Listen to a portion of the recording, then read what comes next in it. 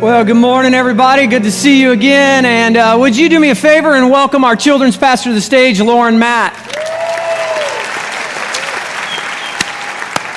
Lauren's been on staff here for 16 years and has just blessed our church and your kids and been a great servant. And she is getting ready to do something amazing and something that most of us will never do or actually want to do. She's getting ready to go climb Mount Kilimanjaro. Yeah, and so Lauren, tell us about not only the mountain and all that it means, but tell us why you're going to climb it and who you're going to be associating with as you do this. Awesome. Well, Mount Kilimanjaro is the highest mountain in Africa, and it's the tallest freestanding mountain in the entire world, and it actually inspired an entire continent to freedom. In 1959, the soon-to-be president of Tanzania, he said, "We the people would like to light a candle, put it on the top of Mount Kilimanjaro, and it will shine beyond our borders. And it will give hope where there was none. It will give love where there was hate, and dignity where before there was only humiliation." So the peak of Kilimanjaro is called Uhuru Peak, and it actually is the Swahili word for freedom. So I'm going to be climbing with a group called Freedom Climb, and it's no surprise that this organization is going to bring light to the terrible plight of modern-day slavery and human trafficking of women and children around the world. Yeah, well, as you get to do this and as you get to go and raise money to free women and children, I want you to talk about your passion for these Indian women. How'd that come about, and where does that really kind of resonate from within for you?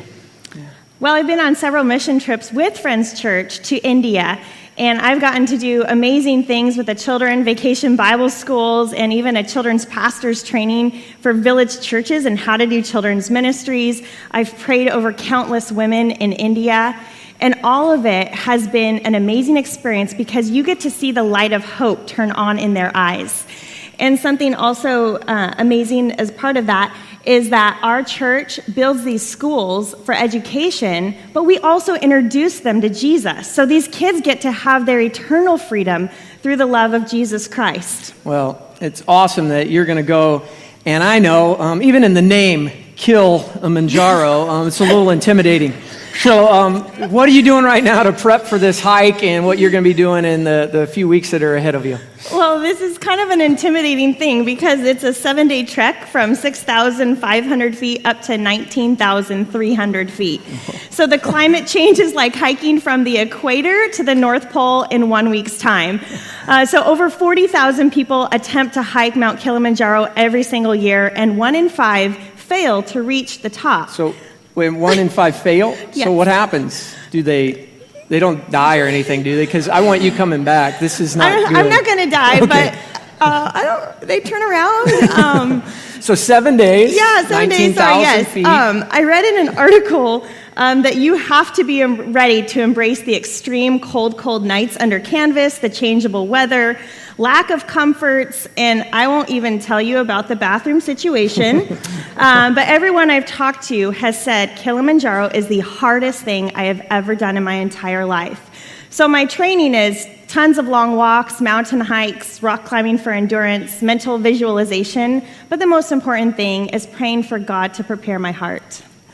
All right, we're going to pray for her, right? Yes. That was really pretty pathetic, but yeah, she's climbing Kilimanjaro, remember, 19,000, so we're going to pray for her, right?